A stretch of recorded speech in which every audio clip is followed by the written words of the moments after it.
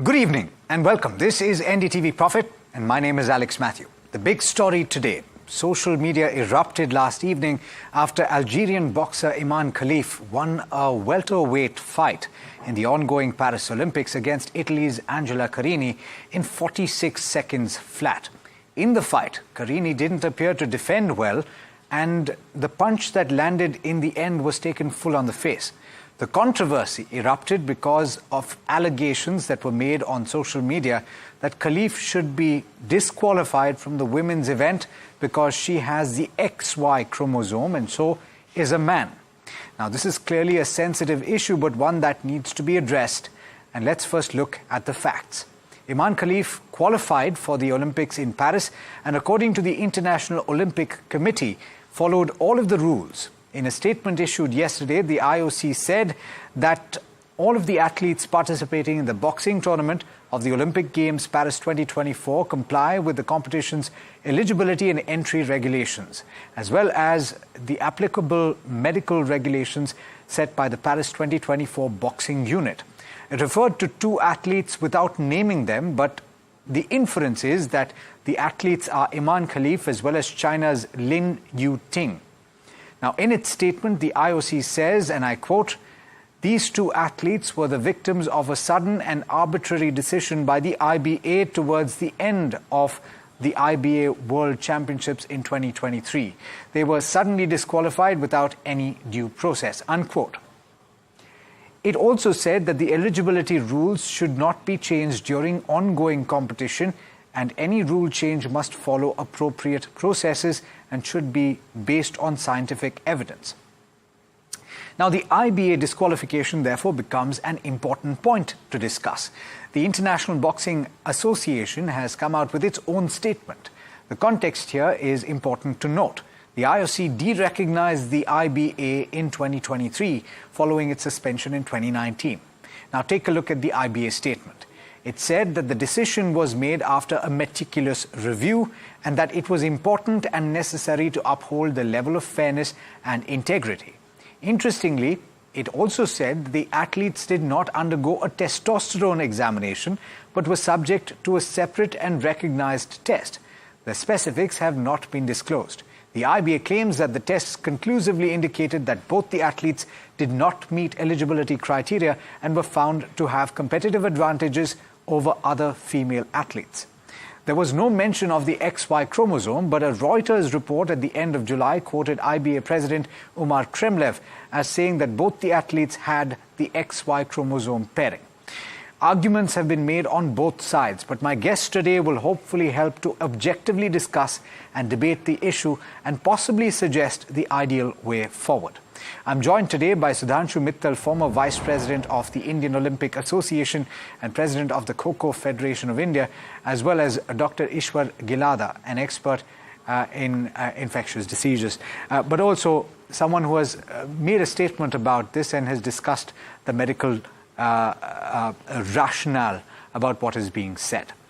I'll come to you first, Dr. Gilada, just to talk about the medical facts here. XY chromosome, generally associated with men, but also in certain situations found in women, versus XX chromosome, which is only found in women. Is there a potential for the creation of an uneven playing field in the world of sport? Thank you very much for having me on the show. Your viewers should understand one thing very clearly, that all of us have 44 XX, XX is female, and 44 XY is male. And in the next generation, if there is a gamete formation, there is a 22X from female and 22X from male comes, it will become a female child. 22X from female and 22Y from male comes, and 44XY is a male child. In this particular case, there is a differentiated sexual determination, and that is the reason that the differences are not clear, and therefore it is a 46XY syndrome. In 46XY syndrome, there are two kind of hermaphrodites. One is called real hermaphrodite, where they have both male and female sexual hormones, genital organs. and pseudohermaphrodite, they may have a male or rudimentary or partially developed male sexual genitalia, but inside they are female, or vice versa. In this situation, there is a definitely 46XY, and 46XY is the 2 chromosome extra. Now, these kind of all developments happen during embryological period. That is when the child is in the womb of a mother. And that differentiation happens around 12 to 16 weeks. So if there is a scan which is done during that period, which nowadays is a very common in big cities, that they do anomaly scan at 14 to 16 weeks. And so this is decided even at that time. Now, when the child is born, then during the infancy period, during 1 or 2 year period, the parents and the doctor who is delivering the child or a pediatrician should look at all these factors. Now, in this case, where there is an adult, the factors to be seen are most important is ultrasonography. If the female, the person comes as a female, in ultrasonography, uterus is absent, ovaries are absent, then there is ambiguity. Now, there are 2 bodies or 2 different bodies. They are giving different opinion. When there are 2 different opinions, then you should take a third opinion. Okay. But basically, this is to be objectively decided whether there is a level of some kind of testosterone or hormones, which are Leydig cells and Sertoli cells level. Secondly, sonography shows that there is a presence or absence of uterus. Dr. Gilada, what I want to know, and you've very aptly described the medical process, but what I want to know is that the XY chromosome, the presence of an XY chromosome and the potential for the production of high levels of testosterone, is that tied to the ability to perform better physically than a woman? Is that medically sound argument to make? Yeah, as soon as Y comes, Y is male. Yes. So Y is a small or big or Roman or whatever, Y is male. So in this sense, either that person is described as a male or you want to describe this as a third sex. For last 4 decades, I have been fighting that there should be a third sex. And I worked in government in JJ Hospital in Mumbai. And 40 years before, I started making a case paper with a third sex as a either H, like a hijra, that time they used to call, or a third sex. Now it is recognized in passport, recognized in voting, recognized all over the world. Either you can describe the sex or you don't describe the sex, but you can also describe the third sex. In this situation, when there is a third sex, that person can be either playing as a male or playing as a third sex. That person cannot be female. So a female put against a third sex person or a male, because he's a Y definitely, is an unequal competition. And that's the reason that Olympic Association has for male, there's a different tournament, for female, there's a different tournament. Okay. And there are also tournament for paraplegics. And that's exactly... You do a third sex tournament. That's exactly the clarification, doctor, that I was seeking, that there is an uneven playing field that is created. Sudhanshu Mittal is joining in. Sudhanshu, thanks so much, first of all, for taking the time. Why is there a difference in the treatment or in the reactions between the International Olympic Committee as well as the IBA? Because it has been said that these 2 athletes have participated in several competitions over the last several years and have been allowed to do so. The issue arose when the IBA disqualified them last year. You see, that you were allowed to participate is not an argument which is sustainable. If an objection is made at some point of time, and if they undergo a test which establishes that they're not females, then certainly any federation or any body would be well within their rights to take action.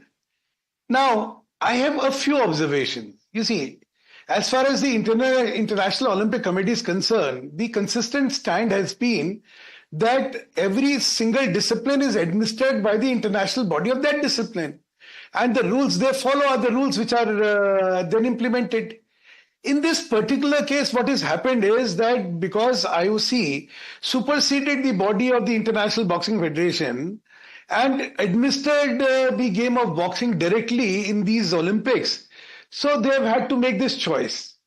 Now, That is a history, but what is important is what is the solution. As Dr. Saab explained, look, the moment there is a presence of Y, it cannot be X. It can be X plus, but it cannot be X only.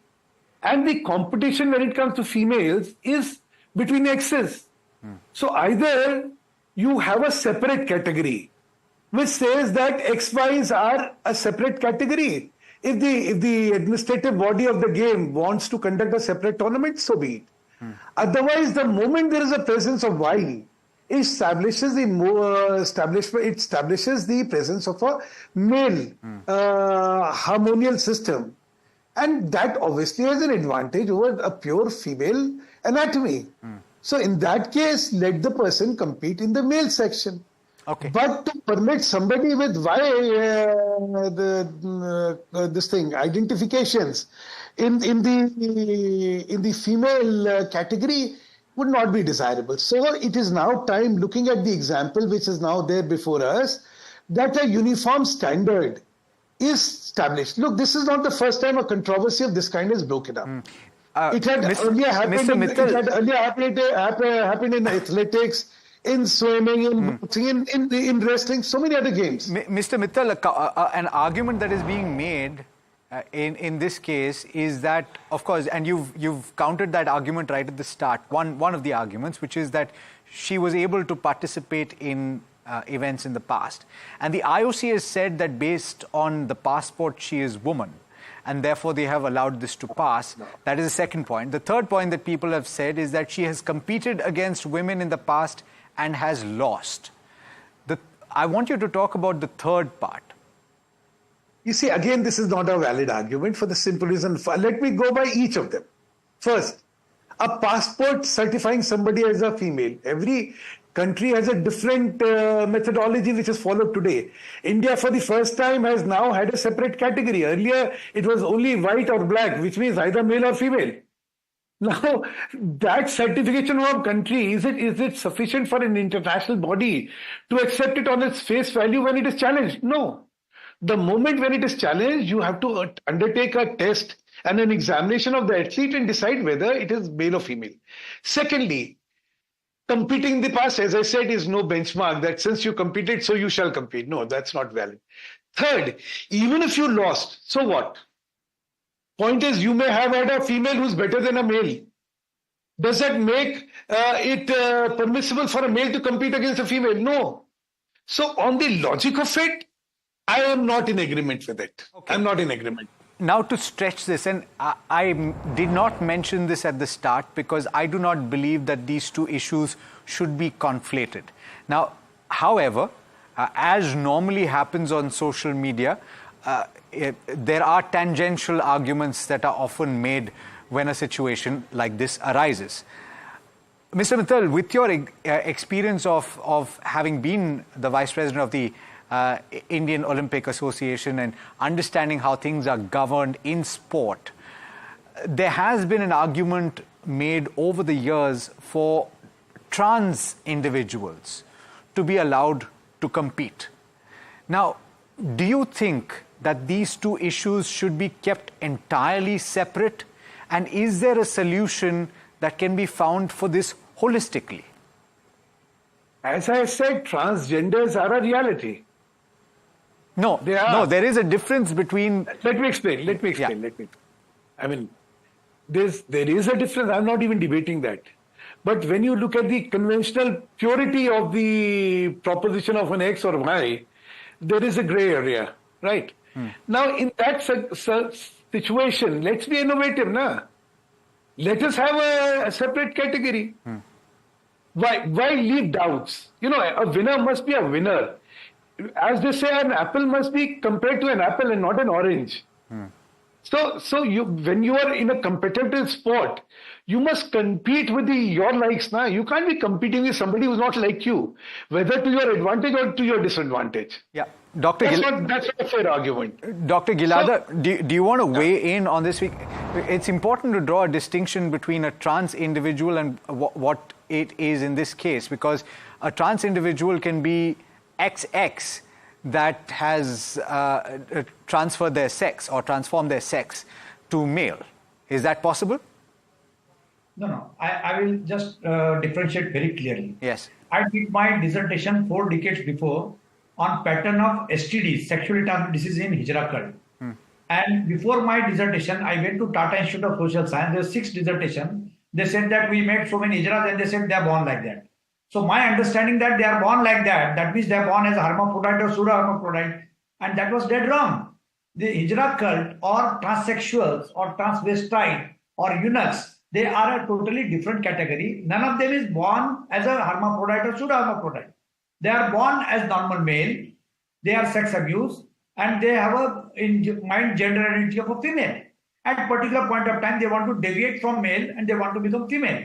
So either they get castrated, or even without getting castrated, they cross-dress and they remain as a female. Right. So in this category, they are totally third category. Right. But whether hermaphrodite and pseudo-hermaphrodite should be clubbed with them, there cannot be fourth category. Yes. Therefore, they can be clubbed with them as a third category if they want to, or they can be male. But they can never be female. Yes. All transsexuals, Thank you. particularly male which are becoming female, they are having XY. They are not XX. Thank you, There doctor, are for that. people who would like to become male, they can be only XX. Right. So there are people who are changing from the trans woman or becoming men. Yeah. They will have XX. That's- And all this can be in a category which is LGBTQ and trans category. Yes. And rightfully, Government of India started having a third category where you are neither male nor female. You can describe you there. Yeah. So I think hermaphrodite and pseudo-hermaphrodite, they should be categorized as third sex. Yes. They are neither male nor female. You cannot differentiate, and that's the reason that they're different. Thank you, And that doctor, was for that in the media. clarification. In fact, that's the reason why I had you on the program, to tell us about the medical fact of this situation. And I hope that we've been objective. I think that we have been objective in this conversation. Of course, things get blown completely out of proportion in certain situations on social media. And hopefully there's an objective answer to this as well. Sudhanshu Mittal and Dr. Gilani, thank you so much for taking the time and joining us on this program. That was Sudhanshu Mittal as well as Dr. Gilada on this conversation on the big story. We've got more lined up for you after this very quick break, so do stay tuned.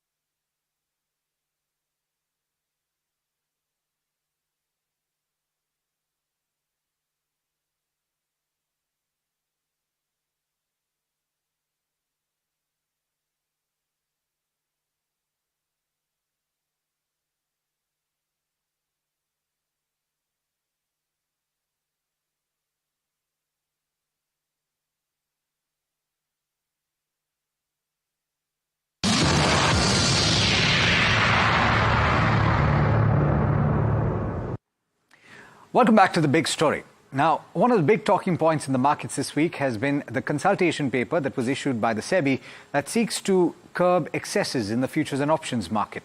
And there's been quite a bit of debate about the implications of the 7 changes that are being suggested. Earlier today, whole-time member of the Securities and Exchange Board of India, Anant Narayan, spoke about the thought process behind the changes. And he also said that the last hour of trade in options on expiry day resembled people playing the slot machines at casinos. Listen in. First, let me be very clear about how SEBI views derivative markets and risk takers. There can be very little doubt that our capital markets ecosystem needs both. Derivative markets, market makers, and speculators aid price discovery, help improve market depth, and provide avenues for issuers and investors to hedge their risks. A healthy derivative market and risk-taking ecosystem aids capital formation. The question is of degrees and balance. That is, ensuring that collectively the cash and derivative market ecosystem is supportive of both investor protection and market stability, and hence of sustained capital formation. As the consultation paper on the draft F&O circular brought out by SEBI a few days ago on 30th of July points out, there has been a remarkable growth in trading of index options in recent years. While cash market annual turnover increased by just over 2 times between fiscal year 20 and fiscal year 24, index options annual turnover on a premium basis has risen by over 12 times from rupees 11 lakh crores in FY20 to rupees 138 lakh crores in FY24. It is worth noting that index futures turnover did not change that much during this period. What explains this explosion in index option volumes? The proliferation of weekly expiries for index option contracts to a stage where every day of the week has an index option expiry has clearly had a role to play. There are contracts where well over 90% of the trading volume in index options occurs on the expiry day, with a significant concentration in the last hour of trading. On expiry day, all other things being equal, the time value in an option premium is naturally at the lowest, and it continues to drop through the course of the day. As such, progressively through the course of the expiry day, a speculator can buy option structures with a very small capital outlay, which can possibly provide a large profit if the index were to move only by a few points. This optically cheap option premium, which might be as low as a few hundred rupees as we approach expiry time, appears to entice a whole bunch of individuals to trade in and out on expiry day through the day. Trading in index options, specifically close to expiry, then starts to resemble a slot machine in a casino, with individuals putting coins into the machine, hoping to hit the jackpot. Please note, it would be unfair to compare all of equity F&O with a casino and to lose sight of its utility in capital formation. That's not what we are saying. We are talking only about the specific portions of options trading closer to expiry. It's a very focused area as far as we are concerned. NSE data shows that over 92 lakh individuals collectively lost close to 52,000 crores during FY24 in index derivatives, even without considering their transaction costs, which are substantial. 99% of these individuals traded in index option. Only 7% traded in futures. During a different period, the transaction cost stood at an additional 35% of the trading losses, as per the January 2023 study, option study of SEBI. The finding of the January 2023 paper that 9 out of 10 individuals lose in F&O trading broadly continues to play out. The offsetting gains largely reside with some sophisticated algo-based domestic and foreign high-frequency traders. This frenzied hyperactivity in index options on expiry day has little discernible benefits while raising several issues. It would require extreme levels of imagination to be able to attribute any kind of constructive support for market-wide price discovery, hedging, or capital formation from this hyperactivity in index options on expiry day. In addition, to put the numbers in perspective for capital formation, the net trading loss borne by individuals during FY24 in index derivatives, as described in the consultation paper, is nearly a third of the net inflows into growth and equity-oriented schemes of all mutual funds during FY24. These are certainly not insignificant and indicate that money that could be put into constructive capital formation is being frittered away at scale. Finally, the frenzied trading on option expiry day also raises questions of market stability and possible vulnerability to manipulation. Market open interest rises during pockets of the last hour before expiry amidst very low option premiums being dealt. If there were to be an unforeseen black swan global market moving event minutes before expiry, amidst this frenzied activity and risk-taking, the resultant impact on the overall market ecosystem can be substantial. As a regulator, we are conscious that we must not throw the baby out with the bathwater. When it comes to the frenzied trading in options nearing expiry, however, it is very difficult to see any baby in this bathwater. In short, a primary regulatory intent now is to specifically curb only this expiry day frenzy in options trading and to reduce the systemic risks arising from this. 5 out of the 7 proposals of the July 30th consultation paper, i.e. restricting the number of weekly option expiries, increasing margins around expiry day, removing the benefit of calendar spreads on expiry day, requiring the monitoring of intraday positions, and rationalization of option strikes are centered around this objective.